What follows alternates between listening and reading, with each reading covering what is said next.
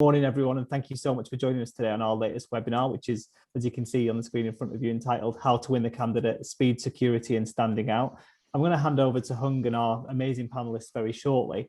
However, I just wanted to spend just a very few seconds talking about where the inspiration for today's webinar came from. So for those of you who aren't aware, here at Lorien, we're a tech and multidisciplined recruitment solutions provider. We cover a whole range of solutions through from PSL to RPO, MSP, search, statement of work and employed consulting. And we've been working across our client base recently and over the last 6 months. And we regularly, as part of my job, try to determine what trends we're going to see over the next year. And one thing every organization is expecting over the next 12 months is higher than previous attrition and a real battle to obtain top talent out there in the marketplace.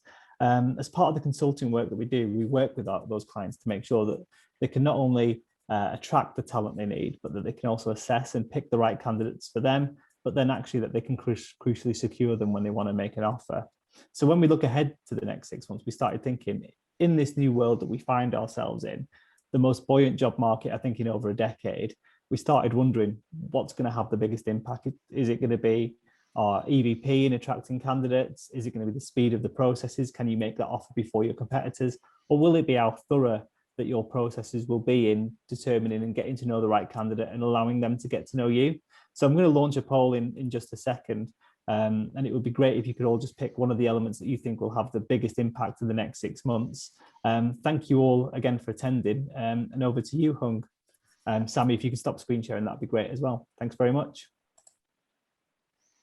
Great. Welcome everybody to this awesome panel and conversation. I hope you be very much contributing to the conversation here, folks. So if you have any questions to the guests or any points you want to make, please do go ahead and make them.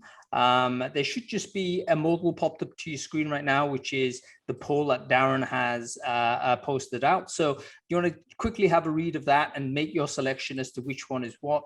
It'd be great to have an idea as to what you think is the most important and significant feature to make your company a competitive hirer. Okay, let's move on to oh, hang on. I've tried to vote and it says hosts and panelists can't vote, and I feel like very much like a second class citizen there, you know. I was pressing away on option 3 and it wouldn't give me an option. It was a split-second decision for me to not allow that, and now I really regret it that you've called me out on it. That's okay. That's okay. Okay, so everyone vote on the poll and let's get on with it. Let's kick off with a few introductions though before we kick off. So let's go as far as I see it on counterclockwise. So we'll go with you first, Neil. Who are you and what it is you do?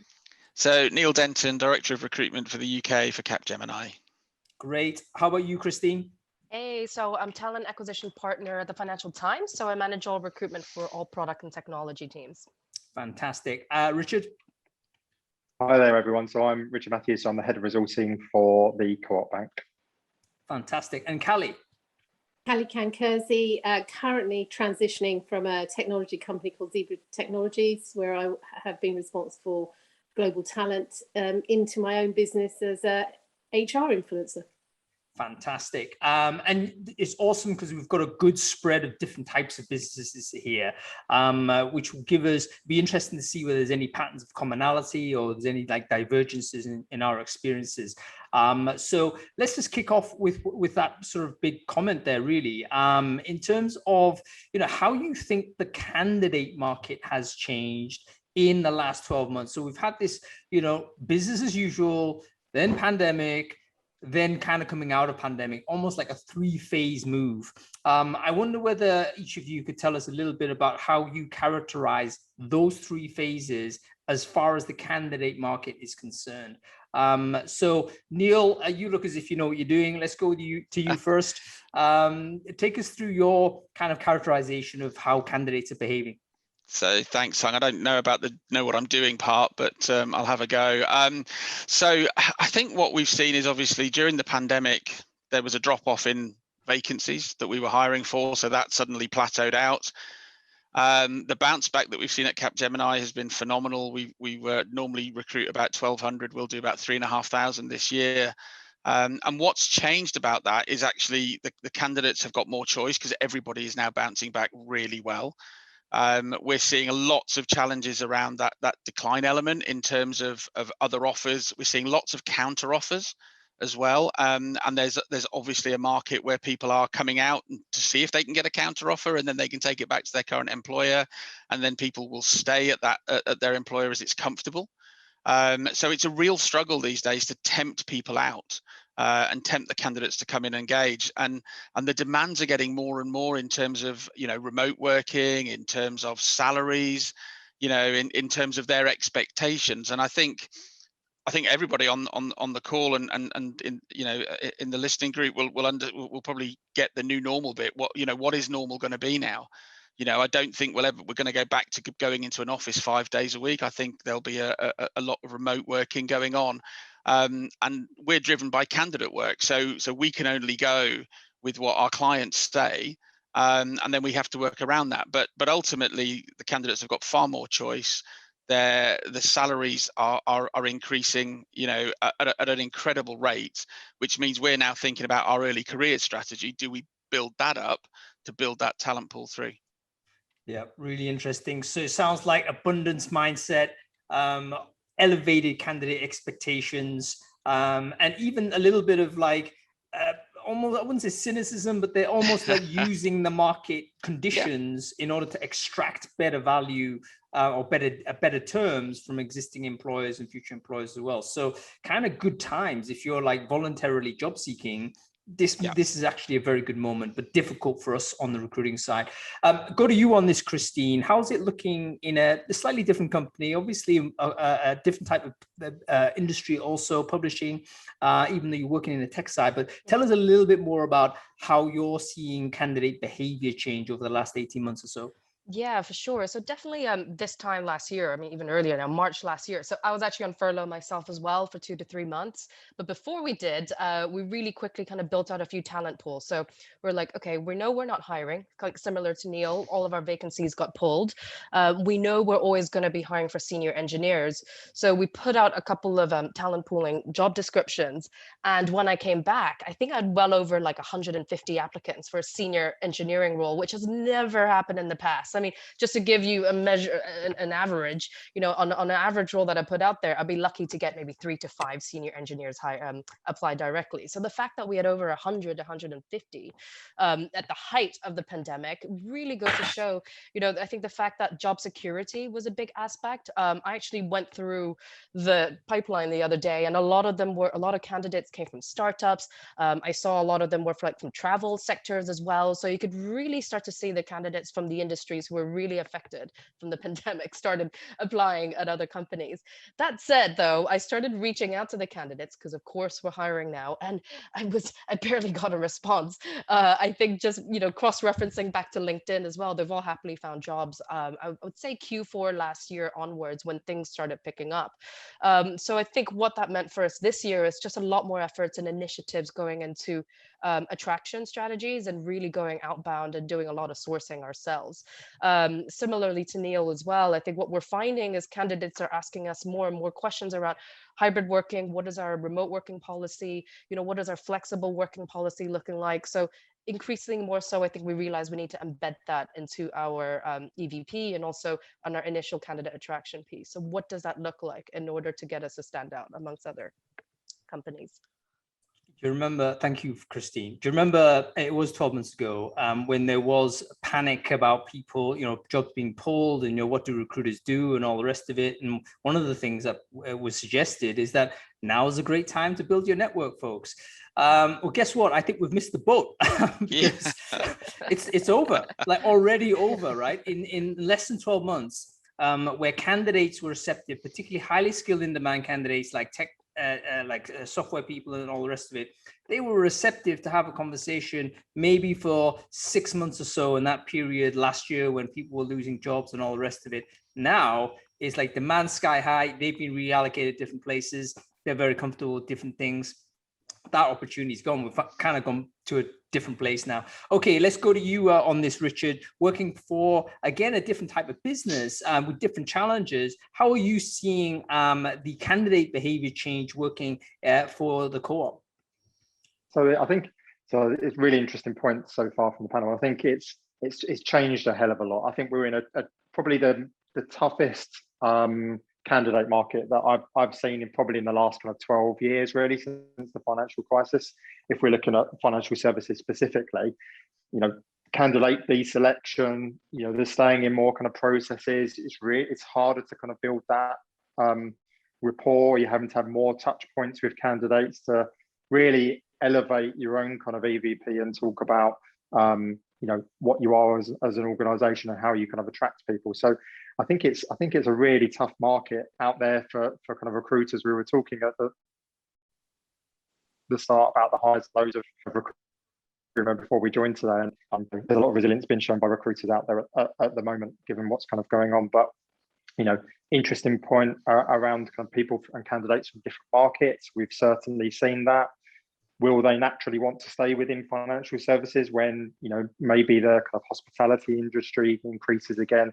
So we're kind of, it's a bit of a watching brief for us at the moment, because I think, you know, we've secured candidates by moving at pace and by moving quickly and by having a strong EVP. But how do they feel when, you know, their own kind of traditional markets that they've potentially worked in reopen again?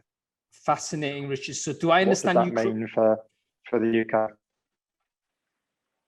So Richard, I think we still got you.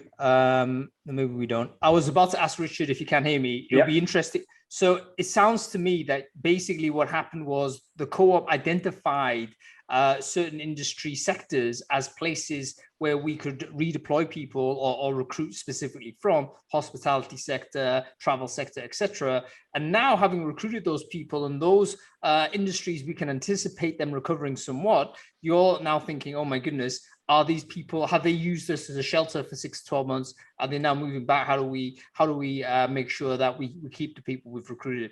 Very interesting challenge. Yeah, absolutely. And I think, you know, the industries are starting to open up again, but, you know, it's a watching brief for us. We haven't seen attrition kind of increase on those kind of new starters that we've hired over the last kind of 6 to 8 months, but, you know, we're very much kind of looking at it. Another thing that's probably increased is obviously that flexible working, people being based in different locations. Actually, our kind of target market, or where we can attract people from, but also where we can have our own staff be kind of poached from or headhunted from, is really broadened out as well. So, you know, it's a challenging market that we're definitely seeing at the moment. I didn't even think of that, about that. Fascinating challenge, isn't it? I mean, we often think about the globalization of the labor market through remote is a positive thing, because we suddenly have a global marketplace to recruit from. But guess what? You are also a source site for your competitors to recruit from you. So you need to really think about retention and how do we make sure that, you know, some company in San Francisco. Unfortunately. Yeah. I mean, how do you make sure a company in San Francisco doesn't take an interest in your engineering department suddenly? Guess what? They probably are if you're any good. So, you know, all kinds of challenges. Okay, finally go to you, Kally. Thanks for being patient.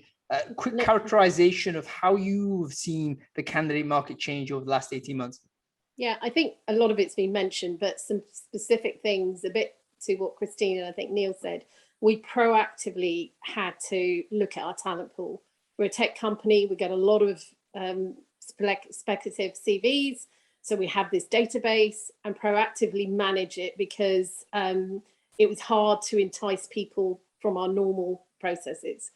A couple of things we also created. We actually started looking at creating our own alumni. We've got a lot of people who've had a history with us, who've moved on. And that actually has been a fantastic source. Not only did we get some returners, but actually access to other talent that we weren't aware of. One of the things that was close to my heart, that's been very hard for the company sometimes to balance, but when war for talent term has been around a long time, and in the tech market, it's kind of known, is we were able to enhance some of our inclusion diversity strategies through actually building pools for a more neurodiverse community. So we've had some real successes in engineering to customer success, where sometimes our managers would have been closed because these individuals didn't have all the competencies, but actually kind of changing conversation to skills, it opened the manager's eyes. But I think we've had to be more than our EVP to attract talent, much more. You know, we can't just have a sustainability statement, actually show what we're doing, what purpose. And flexibility is not only about interesting about where they work and how. People want to know what flexibility do they have in their roles. Can they do special projects? Can they increase their skills? So you've got to think much more agile on how you create jobs and how you retain them. You know what, let's sit on that idea a little bit, Kally, because I think it's fascinating sort of segue, but it's totally related to how attractive businesses might be. It seems that candidate market has, the expectations been elevated, and their demand for agency, if you like, has increased, meaning that they want more choice. They want to have options, determining, you know, when they work, how they work, and indeed what they're working on, you know, stuff that presumably in the past we weren't so sort of able to negotiate. You know, we'd negotiate at the market level by our selection as to which path or company would join. These days, they're interacting with companies and actually they're pushing into us and saying, no, we want to have this, this, and this component. Can you give us like, and this is an open question to all of us here, can you give us like some of the things that people are looking for? We talk about flexibility as almost as a default that's emerging. But what do they mean by that? Are they predominantly about choosing when they arrive in the office? Is it about killing the commute? Or is it about like taking down hours, let's say? Or is it about, you know, potentially having different choices of team, or, you know, more flexibility in career path when they go in? Like, what are you hearing from the candidates that are coming into your pipelines? I'll throw this open to anybody here. So I think pretty much all of what you've just said. I mean, definitely the commuting it seems to be a thing of the past. I mean, what see, as a client-led business, it's quite challenging, because obviously if our clients need people on site, then they're going to have to travel. And what we're seeing, you know, are people wanting to almost be home-based, you know, and maybe go in 1 or 2 days a month, yet alone a week, as maybe in pre-pandemic. So I think we are seeing that more flexible approach. We have had requests for reduced hours, condensed hours, you know, all the usual, you know, things that candidates would like to discuss. But I think where that was on their wish list, it's now becoming part of their interview process and recruitment, and the recruiters are getting caught in that as well. So just to qualify the candidate, you know, you're getting really into the deep nitty-gritty of what that candidate wants. And then those questions have to be, again, verified in the interview by the hiring managers, because, you know, people will have different choices. And as I said before, we are losing candidates because we only offer up to 70%, say, working from home or working remotely, but other companies are offering 100% working from home. So, you know, it's a big challenge for companies, you know, like ourselves, and I think all tech companies. I think to Neil's point, I think that's generally the piece that everyone dialogues, which is around the working pattern and so forth. And I think employees are smart on it now. And the other thing that we're finding is a lot more questions around what's the impact of my role in the organisation. And beyond purpose, actually, I think people want to have a much more kind of impactful approach. And we are a very functionally aligned organisation, so people are much, and you know, and I know, you know, people who are joining startups have that agility. So there's a lot we're losing to a lot of startups, not necessarily money, on the fact that, hey, I can try a number of things. You're going to pigeonhole me into one career path. So definitely flex career paths. You know, much more. Let me cross over. It sounds like we need to have like a real rethink as to how we design an employee experience as they move through our businesses. I think, you know, you rewind back 2 years ago, pre-pandemic, even the idea of having like a career path in your business, I think was quite a rare thing. You know, it was often up to the individual employee to figure it out, or to negotiate with your direct manager to say, okay, I want to do this. It was never like planned out. There wasn't any strategy across the business to say, here's the ways in which you can move through the company, or here's the way in which your job can change if you so wanted to. None of that was on the table. But as you say, Neil, these things that might have been like wish list type stuff 12 months ago, 18 months or so ago, even we might even call that like almost diva style behavior from candidates. So once upon a time, right?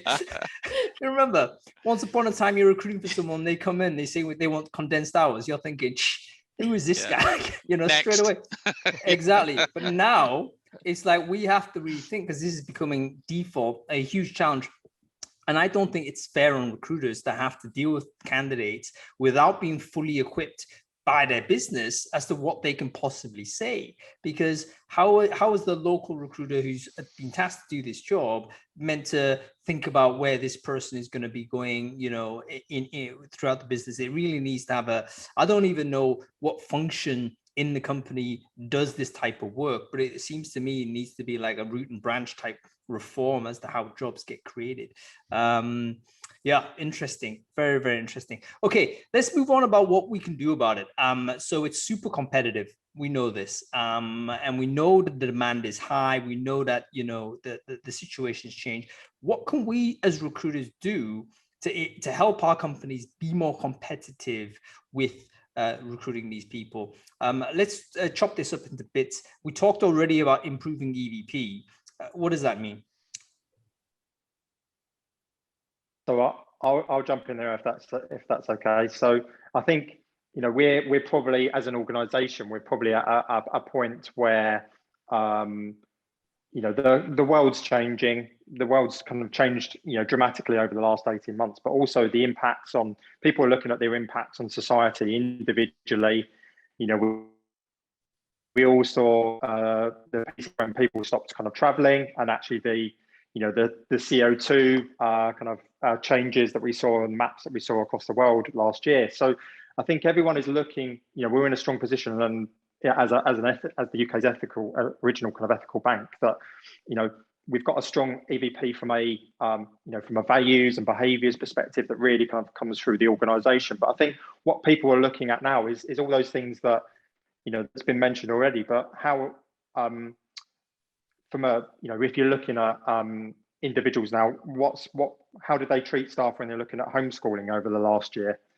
People have had to take extra additional time off to care for family members. What was the organisation like then? What did the flexibility did they offer? So I think the EVP is broadened out, and everyone will have every candidate will have their own individual story or their own individual piece that they'll need to tag on. So I think EVP is a lot broader now, but we need to make it a lot more individual. Recruiters, as you said, Hung, need to know exactly what they can offer and what we can offer as an organisation. But I think candidates are really savvy now, and they look beyond the kind of marketing kind of taglines to actually what does this mean day to day, and how do we, how would I be treated by this organisation? Yeah, so brilliant, Richard. So the key point I got from that is there's two ways to think about EVP. Number one, obviously the big headline at the scale of the company. What is the company commitment? What is the company doing as a business in society? But also at the individual level, like what is the relationship between the company and an employee? Like how do they actually have conversations, and what can the employee do that would kind of satisfy, if you like, their need to contribute positively in some way? Any thoughts on that? Christine, go to you with this. I mean, is there a way in which you could kind of create a job design in such a fashion that the person would feel as if they're contributing positively, I guess? Yeah, I really kind of resonated with that, with what Richard was saying, because I was just kind of thinking about it. FT dealt with the pandemic so well. They didn't make any job cuts. Our leadership team all took 30% pay cuts. during the pandemic, and there was like regular communication in terms of what's going on. So I think the way they treated employees was so amazing. And actually one key thing as well was, whereas bonuses were forfeited last year, and I think the same happened to a lot of companies, they actually paid us back this year because they actually realized that their bottom line was actually much higher than they thought it was. So they actually gave everyone a bonus, which was a nice little surprise. So when I realized when I was giving out offers to candidates earlier this year, because our bonuses were still meant to be forfeited this year, candidates were like, that's okay. Like, how did you deal with the pandemic last year? And actually, when they paid us back, it actually left with a positive taste on candidates' mouths. At the end, they're like, wow, that's great. That's awesome. So, we love the way you kind of dealt with the pandemic, and we know that you'll look after us, if this were to happen again, and touch wood, it wouldn't. So that's definitely one thing I think from the EVP side that works. I think in terms of job design, it's tricky. I think the word autonomy comes up quite a lot with us, right? I think, as an engineer, it's quite specific in terms of what you'd be working on, but it's just having the autonomy, I think, to figure out like what role you want to venture into. And we saw this a lot this year, a lot of internal mobility, actually. So a lot of people have actually expressed an interest moving to another team. So what can we do to help facilitate that from our perspective? So there's a lot of work, I think, from a recruitment perspective and also from an internal L&D perspective as well to help facilitate that. You know what, that's actually a really good point, because the internal mobility side actually solves two problems, if you like, in the sense, number one, from a recruiter point of view, hopefully it will help you find people into jobs and make sure, those vacancies are filled. It also helps you with attrition, of course, because if you can get people who were motivated to potentially leave their jobs, but there's actually another opportunity you could redeploy them to, that'd be amazing. But now you've got this elevated consciousness, if you like, from these candidates. You could also present your internal mobility program to external candidates to say, you know what, we're not just a hire and then dump you into a cubicle type of business. We're a business, you can come in here and you can grow your career in a way in which you want. Here's an example of our program. So I think there's all kinds of reasons why the IM is going to be, if it isn't already one of the big priorities of recruiters, it really should be. Okay, final thing on this, Christine, you mentioned something really interesting, just as a quick aside, but you were given a bonus as a recruiter, and that elevated your morale, and therefore your ability to communicate positive vibes to the candidate was elevated. Maybe that's a quick win. Like, for sure, for sure. And I think you have to be bought in ultimately, right? We're selling the company, so we need to be engaged.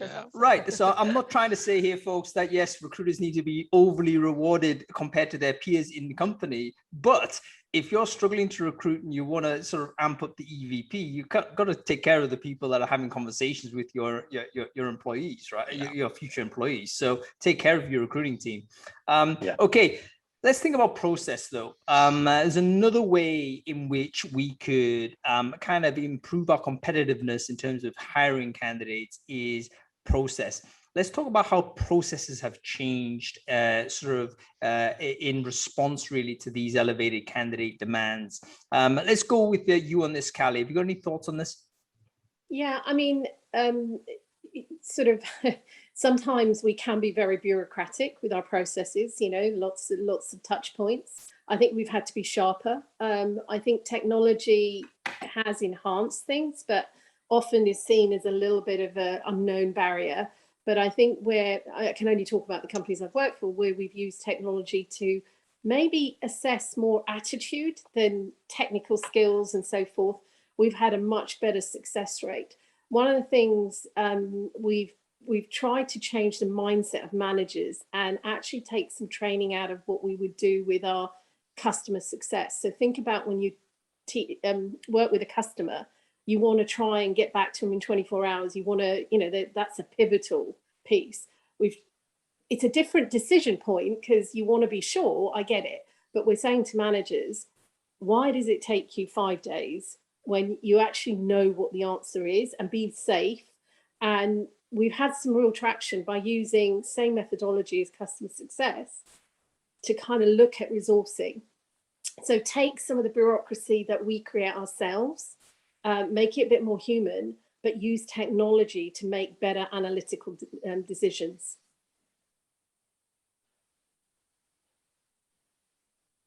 Sorry. Excuse me, sorry. I was muted on two sides there because I was so concerned about the there's obviously building works, of course there is, outside my flat. And I thought, right, I got to kill the noise, and I overdid it. All right, so what technology are you talking about, Kally? You're talking about technology is going to help us analyze what? So we've got a number of things. One is we look at our job profiles and make sure there's no biases. We've got some sort of AI that helps us sort of sift CVs because we get a high volume, but we've now made that much more, less biased, but much more friendly, and looking at more, has this person got the agility, the attitude for the organization we're looking for, not necessarily the 6 academia pieces that we can see through a CV. And, there's a number of, without plugging anybody, there's a number of technology firms out there that can help you, and they've got much better. Right. So I think the key thing here is we have to review the things that we previously used to try and understand what is a good candidate. We can actually, we need to rethink that. Less sort of dependence on things like CV, more dependence on things that in terms of assessing the attributes or behaviors of an individual, rather than a document they've self-produced and self-reported to say this is what's what. Okay, excellent. Neil, I'm going to go to you on this as a follow-up. Procedural change. What have you done? I mean, the first thing you said that, hey, you're in a competitive situation because you've got all of these challenges, you've got these constraints as well. People want Capgemini consultants on site, so you can't offer the remote to the degree other companies can. You have to compete in a different way. How have you competed in terms of improving process?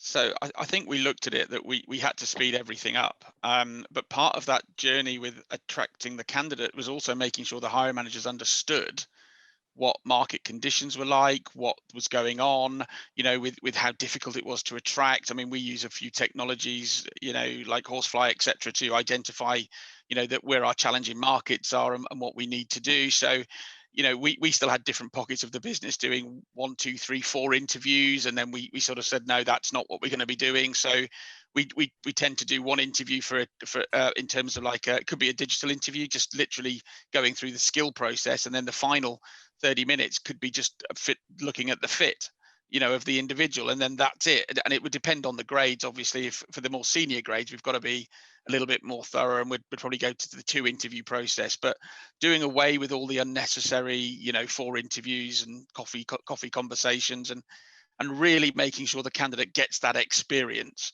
that they feel really engaged in that process.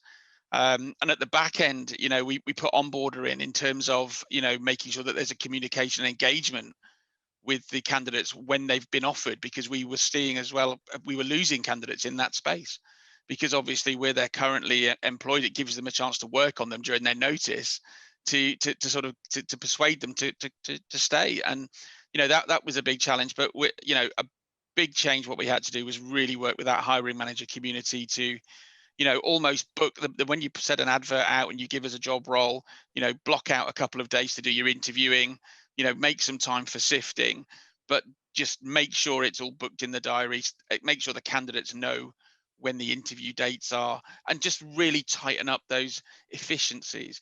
And almost going back to old school with almost stopping the clock at each stage, and then you can identify where's the breakdown, which are the areas that we need to work on.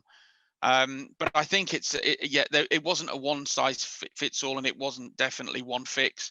It was the candidate journey as well as the hiring manager community, and making sure they understood.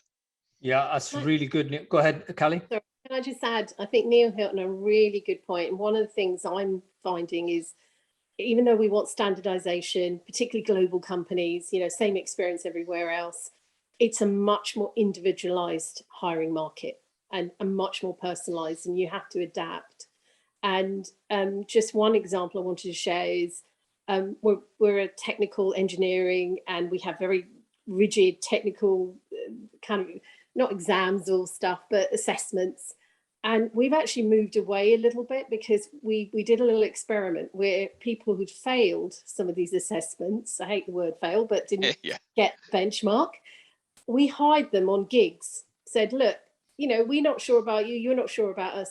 And we have had an 80% success rate of retention and high performance on a pool that we would have said maybe doesn't meet our criteria. So, you know, I think you've got to take risks. And you've also got to assess the assessment, right? Yeah. This is exactly what you've done. Is like we may overly trust the assessment as a filter, and we're biased to do that because we want to reduce 10,000 candidates to 100 or whatever. So we have we want the assessment to be true, basically. But maybe it's just ritual, you know. Maybe it's just something that's helping us feel that way. But in fact, there's loads of candidates in the reject pile that could be, as you say, very high performance. We'll talk about assessment in a second. In fact, let's talk about it now, because I just noticed that we're moving really quickly in terms of time. Assessment, it is important to do due diligence. I mean, yes, we need to create great candidate experience. We need to kind of make sure that we are delivering against their expectation. But at the same time, we have a duty to our companies to make sure that the people we're hiring are actually fit for the job and fit for the company and all the rest of it. How do we strike the balance of that? I mean, have we sort of had to change this a little bit? Back in the day, maybe we'd throw in, okay, you go away, come back with your technical assessment, do it over the weekend kind of thing, or maybe use a 4-hour test or whatever. Have we had to crunch down the amount of commitment we get from candidates? Christine? Yeah, for sure. Just checking I'm not on mute. Yeah, so give an example. So when I joined FT back in 2019, one of our teams, I think their time to hire at the time was about like 119 days or something from start to finish. So it's really just looking at more detail, like what's going on here. Because actually the process itself was pretty slick. It was a tech test. Once I pass a tech test, it's a technical pairing exercise on site, followed by behavioral, and then you should be able to make a decision. So in theory, you should be able to wrap that up in a week. So like, why is it taking so long? So the drop-off rates really came during the tech test, obviously. So I think we worked really closely with the team to assess, like, well, what are you really trying to assess out of this test here? Because it transpires that the technical test was just forms the basis of what they need. And then during the pairing exercise, it takes a tech test a step further. So I'm like, well, why can't you just do a shorter test to assess what you need to assess and do the bulk of the testing in the on-site interview? So they did manage to tweak it. So now I think it now goes down, the tech test now only takes 1 hour to complete.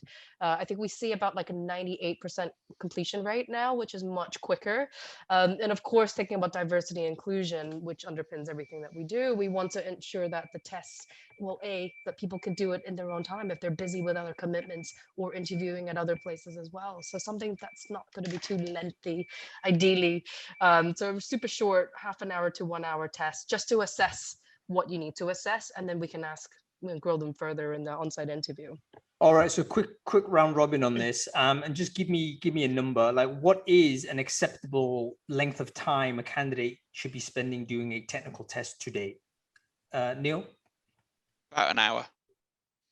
About an hour. You have to take the candidate experience, where they've been working, and you're just making sure they've got the basic skills. You know, we have a lot of challenges with hiring managers wanting every skill ticked on their job description, you know, and they're hiring for now, not for the future kind of thing. So, you know, for me, it's important that the candidate has 7 out of 10.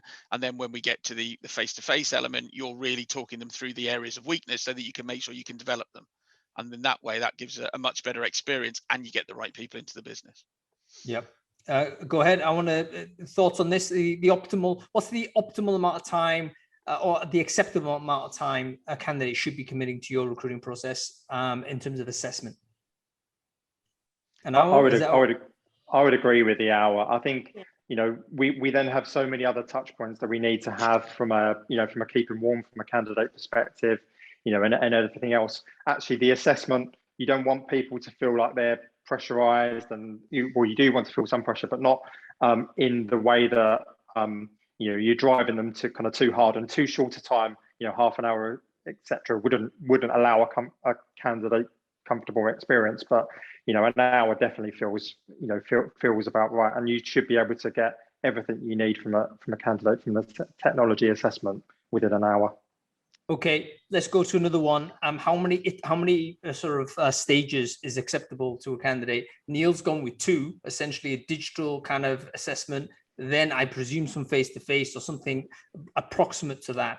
What would be the right kind of number of stages for a candidate these days? Give us a number, folks. I'd say 3. I'd say 2 to 3 max. Yeah, 2 to 3 max. So the 8-round interviews out the window. You can't do that. Absolutely. They happen.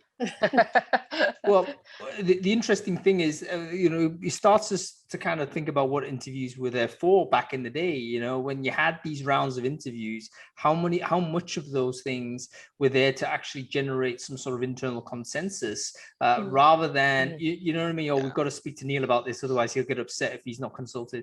That kind of feeling in recruiting, I think, happened way too much, which actually loaded on a lot of unnecessary touch points. Final one on this though, what is too fast for a candidate? Because there is a risk that, I'm like, potentially someone's called me up to say, are you interested? I said, sure, I'll take a look. And then like 2 weeks later, I'm already like, apparently starting a new job. Is that too fast? I mean, is there a point where you got to think about the candidate psychology and kind of getting into the idea of moving? What are your thoughts on this? Depends on level, I would think. Sorry, Rich, go. Sorry. So I would say it depends on, so it's not so much the speed, the overall kind of speed that it takes. I would say it's the amount of different touch points that you had. So, if you were within the kind of 10 days, you've got, multiple different touch points where they're really engaged, you're having kind of different conversations and there's different processes.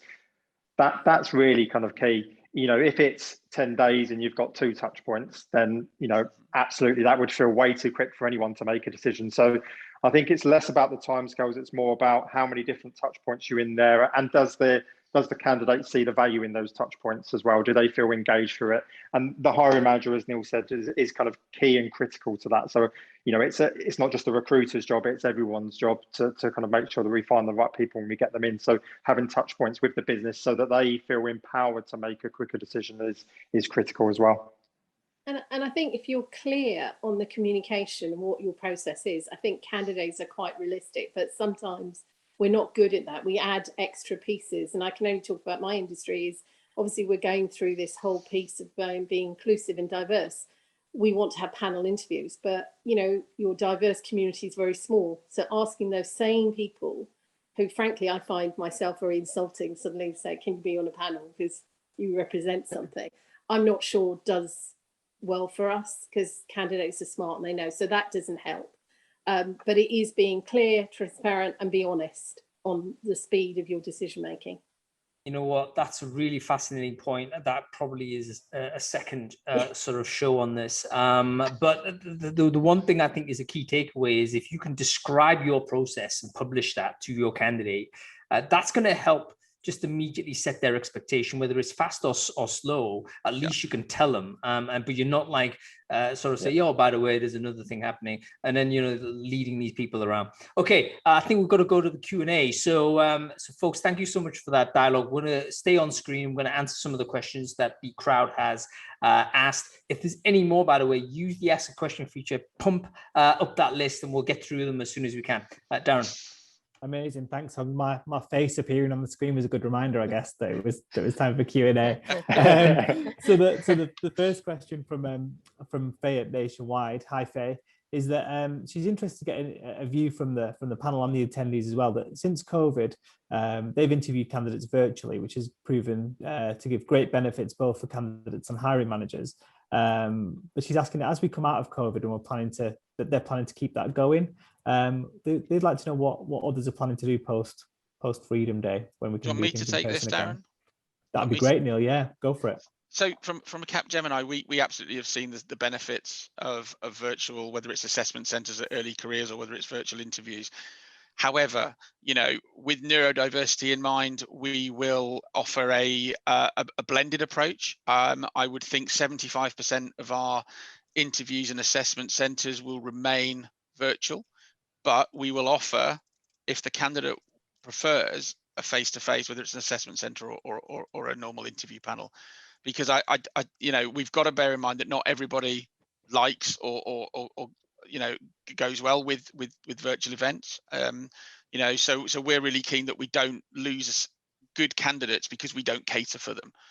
So for me, very much a blended approach, but I think it will be 75-25 in terms of virtual and face-to-face. Good. Can I just come in there? The key thing that Neil mentioned right at the beginning, and all of the panelists mentioned, is that you got to give flexibility, and that means choice. So in other words, give the candidates some sort of choice as to what they prefer to be assessed by, and then roll with it that way, and it just removes the issue. I think if you said virtual only or on-site only, or even if you had them both, but you force the candidate to do it, that automatically is going to be bad candidate experience. Okay, go ahead, Darren. No, I was going to see what the other members of the panel think. What's going to happen at the FT, Christine? Yeah, to be honest, we haven't actually identified anything yet, because in product and tech, we're not expected to return to work till April 2022. So at the moment, in the meantime, a lot of our own people are probably not going to be in the office anyway until then. But that said, there are a few people trickling back in. And for some roles, we have given the option to say, like, look, 1 or 2 of our members of the panel will be in the office. So if you want to go, you're more than welcome to. But so far, no one's taken that up just yet. So I don't think we're in any rush. I think it's most likely, I'm taking a lot of the feedback on board here today as well, that we would also adopt a more kind of hybrid approach, give people the option. I think my main worry is really more around flexibility. I think, with everything being remote, I can see people are more open to doing an interview an hour from now versus, right, let me jump on a train and get to the office. So I'm hoping we can still keep that flexibility aspect. Yeah, I agree. I mentioned it in the chat. We were having a discussion around speed and number of interview stages and stuff like that. And there is that fear, isn't there, that if you go with an in-person interview, not as mandatory, but as a strong preference, it adds more friction to the process. And unfortunately, some candidates will just go where there's less friction, where it's more comfortable, where it'll move quicker for them. So there is that. Being able to offer the best of both worlds is key. I think that's a good point, Darren, because I think actually that friction sometimes is a really good thing.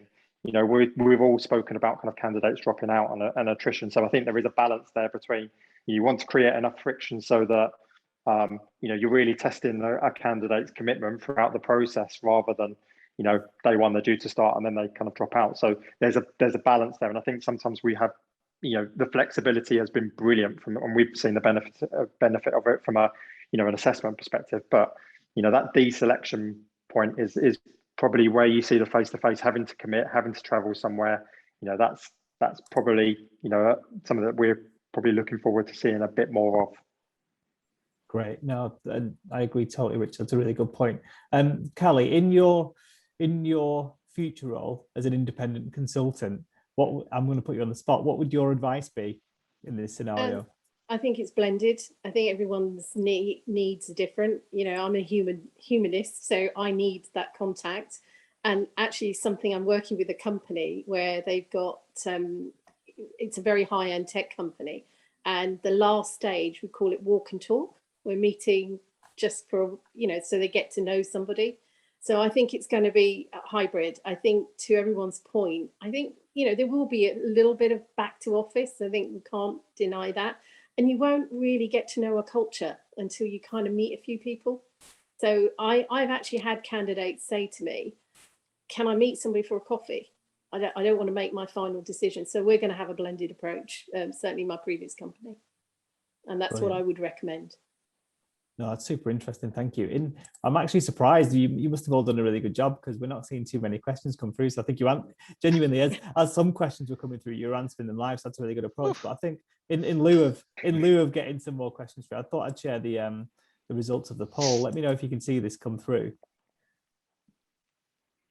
Can you guys see that now, or is it just the attendees?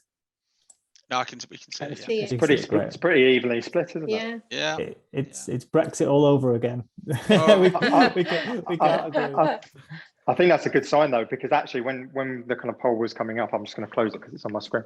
When it was kind of coming up, I was thinking, actually, it probably, without wanting to sit on the fence, it was probably a blend of all of those different activities. And I'm really not trying to sit on the fence, but it really is. So it's interesting to see that kind of play through, I guess, in the poll results.